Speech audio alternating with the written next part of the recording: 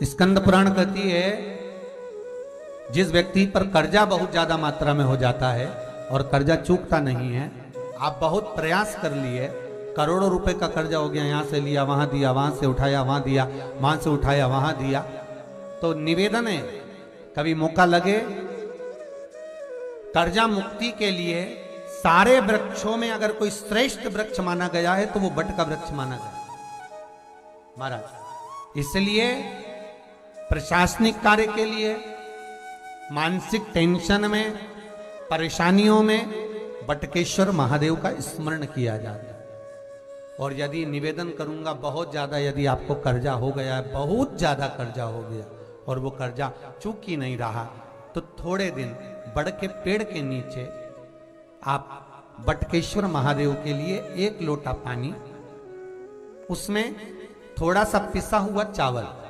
चावल पीस के गला लेना चावल को और पीस लेना, पीस के उस पानी में मिला लेना और मिलाकर उसमें थोड़ी सी हल्दी पिसी हुई डालकर बटकेश्वर महादेव के नाम से बड़ के पेड़ के नीचे अपनी कामना कर कर जो कर्जा हुआ है उस कर्जे का भान देते हुए, स्मरण देते हुए छोड़ दीजिए महाराज। 2 या 3 सोमवार एक ही जगह पर करना, 3 सोमवार बाद वहीं से बड़ के पेड़ की थोड़ी सी जड़ उठा लाना और उस जड़ को एक कोई धागे में बांधकर या तो अपनी गले में डाल लो या अपनी जेब में पटक लो, उसको थोड़े दिन पटक कर रखना, लगभग 2 से 3 महीना पटक कर रखो। वो जड़ जैसे बड़ का पेड़ विस्तार होता है, पानी गिरे ना गिरे, जल वृष्टि हो ना हो, गर्मी पड़े ना पड़े, उसको कोई फर्क नहीं पड़ता, बड़ का वृक्ष आप रूप फैलता जाता, उसकी जड़ें अपने आप प्रबल होती है। उसी तरह ये बटकेश्वर महादेव कहीं से भी अगर जड़ आपके पास में रखी है 1 महीना, 2 महीना, 3 महीना तक, तो ये जड़ अपने आप लक्ष्मी को पकड़कर खींच कर लाती है और कर्जे से मुक्त कर देती। बटकेश्वर महादेव का स्मरण सुख का देना हो। दुकान धंधा पानी नहीं चल रहा हो, दुकान पर 24 घंटे बैठो तो व्यापार नहीं होता, घर में लक्ष्मी नहीं टिक रही हो, पैसा नहीं आ रहा हो, तो बड़ के पेड़ के नीचे, पीपल के पत्ते के ऊपर, बड़ के पेड़ के नीचे की मिट्टी को गीला कर कर पीपल के पान पर, पीपल के पत्ते पर एक शंकर जी के शिवलिंग का निर्माण करो। क्या बनाना है? शंकर भगवान का शिवलिंग। शिवलिंग बनाकर उसकी बटकेश्वर महादेव के नाम से पूजन करो। 7 बार कच्चा दही चढ़ा दीजिए, उस दही को थोड़ा सा चम्मच में उठा लीजिए, उस दही को लाकर जहां तुम्हारा व्यापार है, जहां तुम कमाने के लिए बैठते हो, दुकान पर बैठते हो, उस दुकान पर उस दही से स्वस्तिक बना दीजिए और इस पीपल के पत्ते पर जो बटकेश्वर महादेव का तुमने निर्माण करा है, इसको ले जाकर विसर्जन कर दीजिए। आपकी दुकान 3 महीने के अंदर धड़ाके से चलना प्रारंभ हो जाएगी महाराज। लक्ष्मी की कभी कमी नहीं आएगी। यह बटकेश्वर महादेव का पूजन। ईश्वर महादेव, जो व्यक्ति पथभ्रष्ट हो जाए, जैसे मदिरा के नशे में पड़ गया, कहीं जुए में पड़ गया, कहीं मांसाहार में पड़ गया, कहीं व्यसन में पड़ गया, कहीं गलत काम में अगर कोई जा रहा है, तो श्रंभेश्वर महादेव के नाम से काली तिल भगवान शिव को समर्पित करी जाती है महाराज। काली तिल को वापस उठाकर ले आते हैं। उसी काली तिल को जो मदिरा का नशा करने वाला होता है या जो गलत व्यसन में डूबा हुआ होता है, उसको वो सुबह के समय अगर नहीं खाता तो भोजन के साथ उसको दिया जाए। श्रंभेश्वर महादेव। एक बेलपत्री का भी बहुत अच्छा प्रयोग है श्रंभेश्वर महादेव का। मदिरा पीने वालों के लिए, मांसाहार, व्यसन में, जुए में, वेश्यावृत्ति में, पर नारी में, गलत जगह पर जो डूबे रहते हैं उनके लिए पहले की कथा में उसका वर्णन किया है बेलपत्री का। श्रंभेश्वर महादेव। एक बार सब बोलेंगे, कौन से महादेव? श्रंभेश्वर महादेव। फिर जम के बोल लो एक बार, श्रंभेश्वर महादेव। जब हमारे घर में क्रोध बढ़ता है या कोई गलत कार्य में जाने लगता है, तो श्रंभेश्वर महादेव का हमें शरणागति लेना चाहिए, श्रंभेश्वर महादेव का पूजन करना चालू कर देना चाहिए। कई लोग कहते हैं महाराज जी ये श्रंभेश्वर महादेव का मंदिर कहाँ मिलेगा, हम कहाँ पूजन करने जाए? कहीं नहीं जाना, तुम्हारे घर के पास में जो शंकर जी का मंदिर है वहीं जाओ, उसी देवालय में उसी मंदिर में जाओ, श्रंभेश्वर महादेव के नाम से जल चढ़ाना प्रारंभ करेंगे। वो जल जो गलत संगत में पड़ा हुआ है उसका आचमन कराना प्रारंभ करेंगे, अपने आप उसकी धीरे धीरे बुद्धि सुधरना प्रारंभ हो जाएगी। ऐसा श्रंभेश्वर महादेव करेंगे।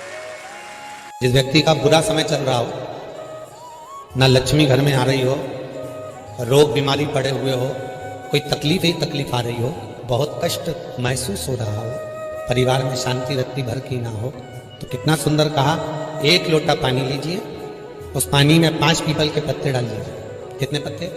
5।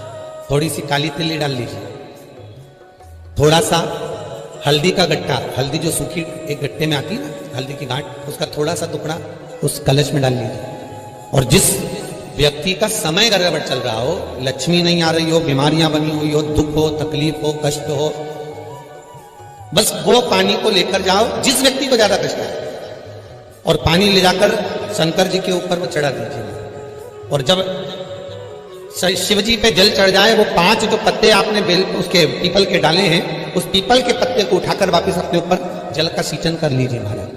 आपको 3 दिन में अंतर मालूम पड़ जाएगा कि आपके कार्य बनना चालू हो जाएंगे और आप रोग से मुक्त होना चालू। कभी लगे गुरुदेव आज हमारे को बहुत थकान लग रही है, शरीर बेकार लग रहा है, सिर दर्द हो रहा है, शरीर में बेकार बहुत कष्ट उत्पन्न हो रहा है, पीपल के पत्ते की 5 पत्ते पीपल के थाली के अंदर रखो और उस पे भोजन करो। शंकर जी का कुंदकेश्वर महादेव का नाम ले। कौन से महादेव? एक बार जम के बोलिए, कुंदकेश्वर। कुंदकेश्वर महादेव का नाम लेकर भोजन करना प्रारंभ करो। 15 से 20 मिनट लगते हैं, हमारे टेबलेट खाने की जरूरत नहीं पड़ती। सिर दर्द बंद, शरीर कितना भी दुख रहा हो उसमें आराम लगना प्रारंभ हो जाए।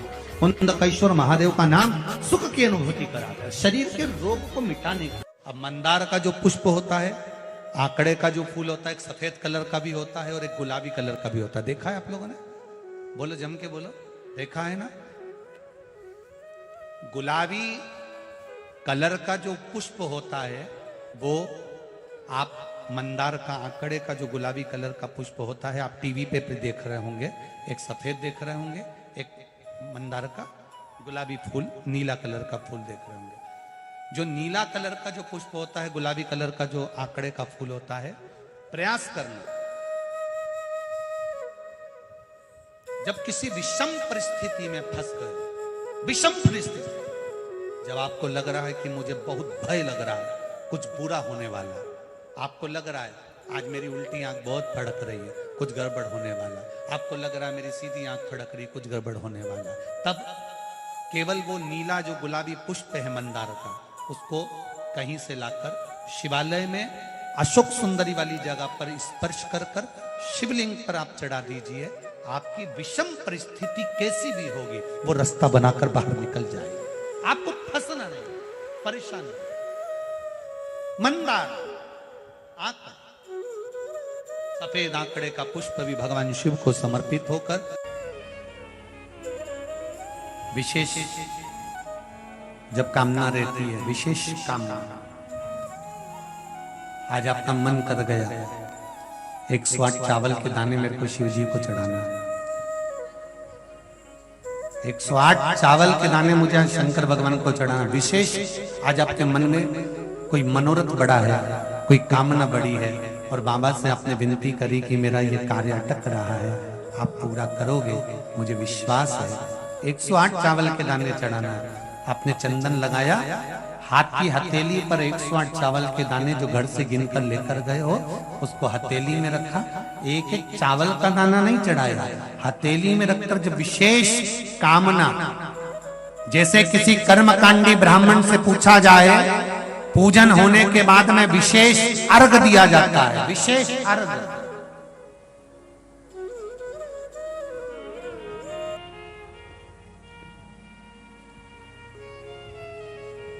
उसी तरह विशेष कामना के लिए